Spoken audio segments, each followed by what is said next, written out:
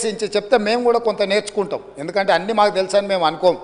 మేమేం అపర మేధావులం కాదు. ఏదైనా మాకు తెలియదు ఉంటే అడిగి తెలుసుకుంటాం.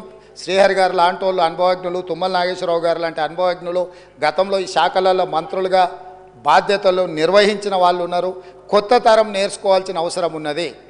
నాకు కూడా శాఖలు ఎప్పుడు నేను నిర్వహించలేదు కాబట్టి నాకు కూడా నేర్చుకోవాల్సిన అవసరం ఉన్నది. నేర్చుకోవడానికి నేను సిద్ధంగా ఉన్నా. కాబట్టి దయచేసి ఇక్కడ నుంచి మనం అందరం బయలుదేరి అక్కడ చూసి అక్కడ ఉన్న పరిస్థితులను అన్నిటిని కూడా అవగాహన చేసుకొని రేపో ఎల్లుండో తమరి అనుమతి తీసుకొని మంత్రి గారు శ్వేతపత్రం ప్రవేశపెడతారు.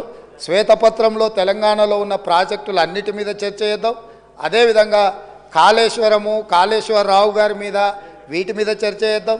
ఇది ఎవరెవరికి ఏటీఎంగా మారింది, దీని సంగతి ఏంది, దీని కథ ఏంది, దీని కమామిస్ ఏంది ఈ సభలో చర్చించుకుందామని తెలియజేస్తూ తమరు అవకాశం ఇచ్చినందుకు ధన్యవాదాలు తెలియజేస్తూ అందరినీ రావాల్సిందిగా ప్రత్యేకంగా అందరినీ రావాల్సిందిగా